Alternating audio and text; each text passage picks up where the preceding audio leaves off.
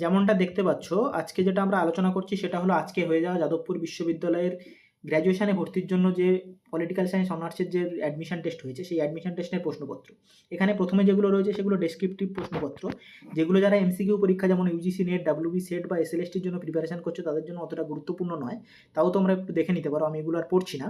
এরপর যেটা রয়েছে সেটা একটা প্যাসেজ রয়েছে, সেখান থেকে কিছু প্রশ্ন রয়েছে, সেগুলো আমি আলোচনা করবো, শেষে উত্তর বলে দেবো যারা পরীক্ষা দিয়েছে তাদের সুবিধার্থে। কিন্তু যেটা আমাদের আলোচ্য বিষয় সেগুলো হলো যে 30টা এমসিকিউ রয়েছে, সেই এমসিকিউগুলো। এই এমসিকিউগুলো কেন আমরা আলোচনা করছি? এগুলো তো ক্লাস 12 পাস করা একজন ছাত্রছাত্রীদের জন্য যারা কলেজে ভর্তি হতে চাইছে। কিন্তু আমাদেরকে বুঝতে হবে এই প্রশ্নগুলো কারা করছেন। এই প্রশ্নগুলো করছেন যাদবপুর বিশ্ববিদ্যালয়ের অধ্যাপকরা, অর্থাৎ যারা কিন্তু এসএলএসটি প্রশ্ন বলো, ডব্লিউবি সেটের প্রশ্ন বলো, এমনকি ইউজিসি নেটের প্রশ্নপত্র তারাই ফ্রেম করেন। ফলে তাদের মাইন্ডসেটটা কী, নতুন সরকার এসছে, কারেন্ট ইভেন্ট কীরকমভাবে যাচ্ছে, যে দৈনন্দিন আন্তর্জাতিক সম্পর্ক বলো, ভারতীয় রাজনীতি বলো, সেই সংক্রান্তই কিন্তু প্রশ্ন ভারত বা এই রাষ্ট্রবিজ্ঞানের ক্ষেত্রে আসে। ফলে সেগুলো বোঝার জন্য কিন্তু আমাদের এই প্রশ্নগুলোকে বুঝে নেওয়া জরুরি, যে কোনো যারা পরীক্ষার ইন্টারভিউ বা যে কোনো পরীক্ষার প্রিপারেশন যারা করছে তাদের জন্য। তাহলে আমরা একটু আলোচনা করে নিই 30টা প্রশ্ন, একটু মন দিয়ে দেখে নাও, অবশ্যই তোমাদের কাজে আসবে। তো দেখো প্রথম প্রশ্নটা কি এসছে, who is known as the chief architect of the Indian constitution? এটার উত্তর হবে বি আর আম্বেদকর। আমরা জানি আমাদের ভীমরাও রামজি আম্বেদকর, তিনি ছিলেন সংবিধানের অন্যতম প্রধান প্রণেতা এবং তাকেই হচ্ছে চিফ আর্কিটেক্ট বলা হয়েছে। এছাড়া নেহরুর কথা আমরা জানি, জওহরলাল নেহরু, তিনি ছিলেন আমাদের প্রথম প্রধানমন্ত্রী। এছাড়া রাজেন্দ্র প্রসাদ, যিনি কনস্টিটিউয়েন্ট অ্যাসেম্বলির সভাপতি ছিলেন, ভারতের প্রথম রাষ্ট্রপতি ছিলেন। এছাড়া সর্দার বল্লভভাই প্যাটেলের কথা আমরা জানি, তিনি উপপ্রধানমন্ত্রী ছিলেন এবং স্বরাষ্ট্রমন্ত্রী ছিলেন। চিপকো মুভমেন্টের সাথে অ্যাসোসিয়েটেড কি? চিপকো মুভমেন্ট আমরা জানি সেটা হচ্ছে একটা ফরেস্ট কনজারভেশন অর্থাৎ বন সংরক্ষণের জন্য একটা আন্দোলন করা হয়েছিল। প্রধানত মহিলারা আন্দোলনটা করেছিল উত্তরাখণ্ডে 1973 খ্রিস্টাব্দের সময়। তৃতীয় প্রশ্নটা দেখো, হু ফাউন্ডেড ভারতীয় জনসংঘ? এটা দেখো গুরুত্বপূর্ণ একটা প্রশ্ন সমসাময়িক সময়ে। ডক্টর শ্যামাপ্রসাদ মুখার্জি 1951 খ্রিস্টাব্দে এটা স্থাপন করেন, যেটা আমরা জানি 1980 খ্রিস্টাব্দে ভারতীয় জনতা পার্টি বা বিজেপি যখন তৈরি হচ্ছে সেটাই কিন্তু জনসংঘ থেকেই তৈরি হচ্ছে বলে অনেকে বলে। তো এবার হচ্ছে অন্যান্য অপশানগুলো দেখো, এখানে বল্লভভাই প্যাটেলের কথা আগেই বলেছি। সাভারকর আমরা জানি হিন্দুত্ববাদী একজন তত্ত্বের প্রবক্তা, তিনি একজন চিন্তাবিদ ছিলেন, রাজনৈতিক চিন্তাবিদ। এছাড়া ডব্লিউসি ব্যানার্জি, যিনি ভারতীয় জাতীয় কংগ্রেসের প্রথম সভাপতি, আমরা তাকে সেইভাবেই চিনি। চতুর্থ প্রশ্নটা এবার দেখে নাও কি বলছে। চতুর্থ প্রশ্নটা বলছে, which act of Indian parliament of India's protect women from domestic violence? অর্থাৎ গার্হস্থ্য হিংসা থেকে কোন আইন রক্ষা করে? এটা প্রথম অপশনটাই উত্তর হবে, protection of women from domestic violence act 2005। দ্বিতীয় যে অপশনটা দেখো, India code of women against domestic violence, এমন কোনো আইন আমাদের দেশে নেই, অর্থাৎ এটা একটা ভুল অপশন, অর্থাৎ এটা ফলস। তৃতীয় যেটা রয়েছে, the sexual harassment of women in work place, এটা কিন্তু 2013 খ্রিস্টাব্দে হয়েছে, এটা রয়েছে, এটা এক্সিস্ট করে। পঞ্চম প্রশ্নটা দেখো, আই হ্যাভ এ ড্রিম, এটা স্পিচটা কে দিয়েছেন? এটা মার্টিন লুথার কিং দিয়েছেন। বারাক ওবামা তোমরা জানো মার্কিন যুক্তরাষ্ট্রের প্রাক্তন রাষ্ট্রপতি ছিলেন। আব্রাহাম লিঙ্কন, তিনিও গুরুত্বপূর্ণ একজন আমেরিকান চিন্তক ছিলেন। এবং মাদার টেরেসা আমরা জানি তিনি নোবেল শান্তি পুরস্কার পেয়েছিলেন। শ্রী হ্যালি ওয়ার was awarded the Padma Shri primarily contributed to, অর্থাৎ তার প্রাইমারি কন্ট্রিবিউশন কী ছিল? তিনি ছিলেন দলিত, উপজাতি, তপশিলি জাতি, প্রান্তিক মানুষের জন্য উন্নয়নে কাজ করেছিলেন, তাই 2022 খ্রিস্টাব্দে তিনি কিন্তু এই পুরস্কারটা পেয়েছিলেন। তার যে কন্ট্রিবিউশনের জায়গাটা ছিল সেটা ছিল সোশ্যাল ওয়ার্ক, সামাজিক কাজ। সপ্তম প্রশ্ন যেটা তোমরা দেখতে পাচ্ছ সেটার উত্তর কি? সেটা বলছে যে which award of India's highest civilian award? সবচেয়ে উপরে রয়েছে কোন অ্যাওয়ার্ডটা, যেটা হচ্ছে অসামরিক, সেটা হচ্ছে ভারতরত্ন। এরপর একটা ক্রোনোলজি দেখানো, যে অপশানগুলো রয়েছে তার মধ্যে যে কোনটা সবচেয়ে উপরে? সবচেয়ে উপরে বললাম ভারতরত্ন, তারপর দ্বিতীয় স্তরে যেটা সেটা আসবে পদ্মবিভূষণ, তারপর তৃতীয় স্তরে যেটা আসবে পদ্মভূষণ, সবশেষে পদ্মশ্রী। এইভাবে কিন্তু মনে রাখতে পারো, বিভিন্ন পরীক্ষায় প্রশ্নটা আসে। এছাড়া দেখো অষ্টম প্রশ্নটা কি বলছে, in which year did the Bengal famine occur? কোন সালে বাংলাতে যেটা দুর্ভিক্ষ সেটা হয়েছিল? সেটা হবে উত্তর হবে 1943 খ্রিস্টাব্দে। এরপরের প্রশ্ন যেটা নবম প্রশ্ন, সেটা দেখো, the which air force pilot and associate with the first Indian to visit the international space station? আমরা জানি খুব সাম্প্রতিক সময় 2025 খ্রিস্টাব্দে তিনি খুব নিউজে ছিলেন, তিনি হলেন সুধাংশু শুক্লা, যেটা তিনি কিন্তু আমেরিকায় গেছিলেন, অর্থাৎ আমেরিকা থেকে স্পেস স্টেশনে তিনি কিন্তু গেছিলেন। দশম প্রশ্ন যেটা দিয়েছে সেটা দেখে নাও, the island of Bangladesh off to the US is named? আচ্ছা, কোন লিস্ট বাংলাদেশ দ্বারা কোন দ্বীপটাকে ইউএসকে দিয়ে দেওয়া হয়েছে বা আমেরিকাকে দিয়ে দেওয়া হয়েছে? এটা কিন্তু একটা বিতর্কিত প্রশ্ন, কারণ এখনো পর্যন্ত এমন কোনো তথ্য বেরোয়নি যেটা বাংলাদেশ কোনো দ্বীপকে আমেরিকাকে দিয়ে দিয়েছে। কিন্তু যেটা নিয়ে বিতর্ক হয়েছিল, শেখ হাসিনা যখন পদত্যাগ করে চলে আসে, তিনি বলেছিলেন যে আমেরিকা নিতে চাইছে, সেই দ্বীপটার নাম হলো সেন্ট মার্টিন। উত্তরটা সম্ভবত সেন্ট মার্টিনই হবে, যদিও উত্তর প্রশ্নটা নিয়ে আমার একটু সন্দেহ রয়েছে যে আদৌ কোনো দিয়েছে কিনা অফিসিয়ালি। 11তম প্রশ্নটা দেখো, the name of the port list Sri Lanka to China, কোনটা দিয়েছে? আমরা জানি পোর্ট অফ হাম্বানটোটা, যেটা 99 বছরের জন্য দিয়ে দেওয়া হয়েছে 2007 খ্রিস্টাব্দে, যেটাকে ডেপ্থ অফ ডিপ্লোমেসি নামে আমরা ফরেন পলিসিতে পড়াশোনা করি।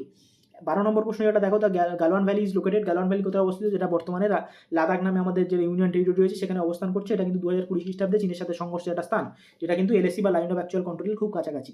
তারপরের প্রশ্নটা দেখো, দাও which of the following states in India has the highest number of Lok Sabha seat? উত্তরটা অবশ্যই হবে উত্তরপ্রদেশ, কারণ 80টা সিট রয়েছে। তারপর আমরা জানি মহারাষ্ট্র 48টা আর পশ্চিমবঙ্গে রয়েছে 42টা। Who is the foreign secretary of India? Foreign secretary বর্তমানে কি, তার নাম হচ্ছে বিক্রম মিশ্রি। তিনি জুলাই 2024 সাল থেকে কিন্তু কাজ করছেন। খুব সাম্প্রতিক সময়ে তিনি কিন্তু নিউজে ছিলেন। The first law minister of India, 15তম প্রশ্ন যেটা আমরা দেখতে পাচ্ছি, ফার্স্ট ল মিনিস্টার ছিলেন অবশ্যই বি আর আম্বেদকর। 16তম প্রশ্ন যেটা বলছে হু is the author of the Prince? Prince নামে বইটা কার লেখা? এটা খুবই গুরুত্বপূর্ণ চিন্তা পলিটিক্যাল সায়েন্সের ক্ষেত্রে। তিনি হলেন নিকোলা ম্যাকিয়াভেলি। 1532 খ্রিস্টাব্দে বইটা লিখেছিলেন, সেখানেই তিনি কিন্তু তার বাস্তববাদের ধারণা প্রথম স্থাপনা করেছিলেন। তারপর 17 নম্বর প্রশ্নটা এটা তোমরা দেখতে পাচ্ছ, সেটাতে কি বলা হচ্ছে, হুইচ অফ দ্য ফলোইং এর the autobiography of Nelson Mandela? Nelson ম্যান্ডেলার গুরুত্বপূর্ণ যে আত্মজীবনী, সেটার নাম হলো long walk two freedom. Long walk two freedom নামে বইটা কিন্তু তিনি লিখেছিলেন 1994 খ্রিস্টাব্দে। তারপর দেখো 24তম যে প্রশ্ন, সরি আর 17তম গেলাম, এবার চলে যাবো আমরা 18তম প্রশ্ন। যে 18তম প্রশ্নতে কি বলছেন, তো the constitution of India guarantee the right against exploitation is which following article? অর্থাৎ এক্সপ্লয়টেশনের বিরুদ্ধে যেটা আর্টিকেলের কথা বলা হয়েছে সেটা হচ্ছে আর্টিকেল 23, যেটাতে বলা হচ্ছে মানব পাচার, বেগাশ্রম, জোরপূর্বক শ্রম এগুলোকে নিষিদ্ধ করার কথা কিন্তু বলা হয়েছে। এছাড়া আর্টিকেল 19-এর কথা আমরা জানি, আর্টিকেল 19-এ 6 প্রকার স্বাধীনতার কথা বলা হয়েছে, বাক স্বাধীনতা, সমাবেশের স্বাধীনতা ইত্যাদির কথা বলা হয়েছে। 25 নম্বরে আমরা জানি ধর্মীয় স্বাধীনতার কথা বলা হয়েছে। 32 নম্বরে আমরা জানি যেটা বলা হয়েছে সাংবিধানিক প্রতিবিধানের কথা, যেটাকে কনস্টিটিউশনাল রেমেডিজ বলা হয়েছে, হার্ট অ্যান্ড সোল বলা হয়ে থাকে। এবার চলো আমরা 19 নম্বর প্রশ্নটা দেখে নিই। দ্য পলিটিক্স অফ স্কারসিটি বইটার লেখক কে? মাইরন উইনার এখানে গুরুত্বপূর্ণ তাত্ত্বিক, তিনি কিন্তু বইটা লিখেছিলেন এই বিষয়টা। এবার আমরা জানি রজনী কোঠারি, তিনি একজন চিন্তক, তিনি কিন্তু পলিটিক্স ইন ইন্ডিয়া নামে একটা বই লিখেছিলেন। এছাড়া ডি বাসু, পল ব্রাসের কথা আমরা জানি, তারাও কিন্তু ভারতের রাজনীতি নিয়ে কাজকর্ম করেন।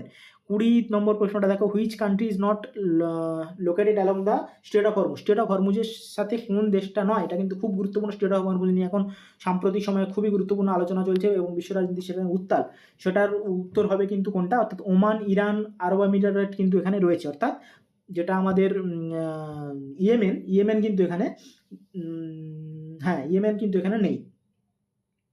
অর্থাৎ ওমান রয়েছে যেটা আমাদের দক্ষিণ উপকূলে, ইউনাইটেড আরব আমিরেটস রয়েছে এবং ইরান রয়েছে। ইয়েমেন কিন্তু এখানে নেই। যাই হোক, তাহলে 21তম প্রশ্নটা যেটা আমরা দেখি সেটা কি বলছে, the which is the capital of UAE? UAE capital কিন্তু আমরা জানি আবুধাবি। আবুধাবি কিন্তু ইউএই ক্যাপিটাল। তারপর বলছে the north eastern reason of India comprise of how many state? এখানে কতগুলো স্টেট কিন্তু নর্থ ইস্টার্ন রয়েছে আমরা জানি। এখানে নর্থ ইস্টার্ন রিজিয়ন যেটা বলা হয়েছে সেটা কিন্তু 8টা রাজ্য রয়েছে, যেখানে আমরা অরুণাচল প্রদেশের কথা জানি, আসামের কথা জানি, মণিপুর, মেঘালয়, মিজোরাম, নাগাল্যান্ড, ত্রিপুরা এবং সিকিমের কথা জানি। তাহলে সঠিক সংখ্যা হলো 8টা।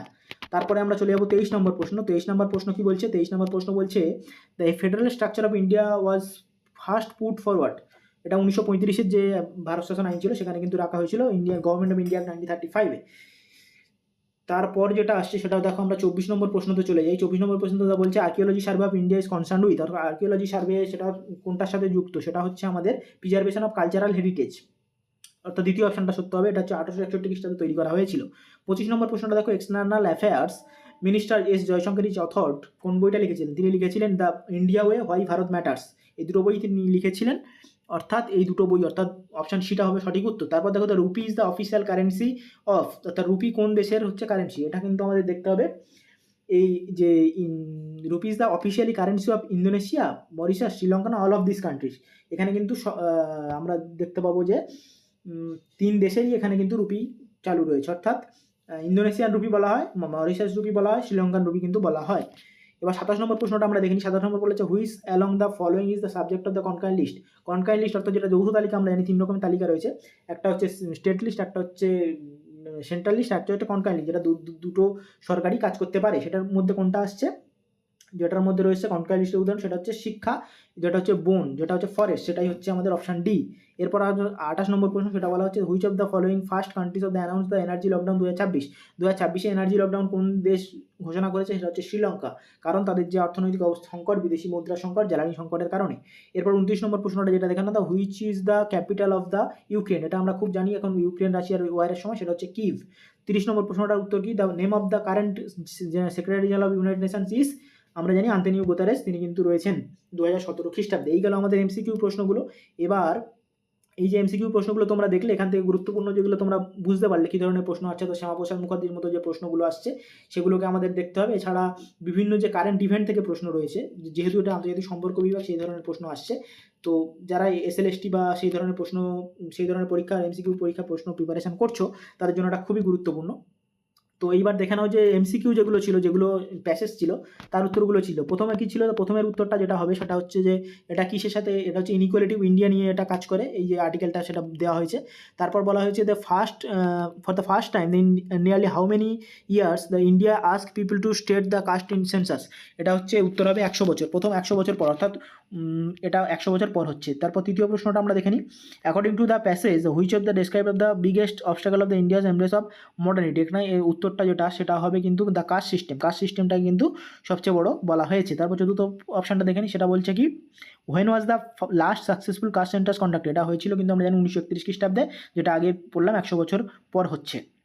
তারপর who was the conducted the 1931 caste census, সেটা হচ্ছে ব্রিটিশ কাউন্সিল রুলের সময়, আমরা সেই সময় ছিলাম, সেটা কিন্তু আমরা জানি। ষষ্ঠ প্রশ্নটা যেটা দেখি, according to the author accurate caste data would help the government, accurate caste data help improve the condition of the historical retirement সেকশনের কথা কিন্তু এখানে বলা হয়েছে। সপ্তম প্রশ্নটা দেখো, according to the passage the caste system governs every aspect of লাইফের কথা কিন্তু এখানে সঠিক উত্তর হবে। 8 নম্বর প্রশ্নটা দেখে নিই। অষ্টম প্রশ্নটা কি বলছে, approximately how many different caste caste answers emerge in 1931। কতগুলো কাস্ট ছিল, 4000টা কিন্তু জাতির কথা বলা হয়েছে। 9th আমরা দেখে নিই যে দ্য কী বলছে, the according to the passage what should happen as equality of opportunity increase. যদি হয় সেটা কী হবে, the believe of the superiority of birth should be weaken. এখানে কিন্তু নবম অপশনটা সি হচ্ছে অ্যান্সার হবে। 10 নম্বর প্রশ্নটা ছিল on the what basis were the 1990 quota expenses largely justified. এটা উত্তর হবে ডাটা ফ্রম দ্য 1931 সেন্সাসে কিন্তু হবে। তো এইভাবে তোমরা উত্তরগুলো যারা করেছো দেখে নিতে, মিলিয়ে নিতে পারো। তো এই ছিল আজকের আলোচনা, এখানে তোমরা দেখে নিতে পারো। এবং এমসিকিউগুলো যারা দেখলে তারা আবার ওই পিডিএফটা যদি প্রয়োজন হয় তাহলে আমাকে হোয়াটসঅ্যাপে মেসেজ করতে পারো, পিডিএফটা আমি কিন্তু হোয়াটসঅ্যাপে তোমাদেরকে পাঠিয়ে দিতে পারবো। ধন্যবাদ যারা তখন ভিডিওটা দেখলে, তাদেরকে অনেক ধন্যবাদ।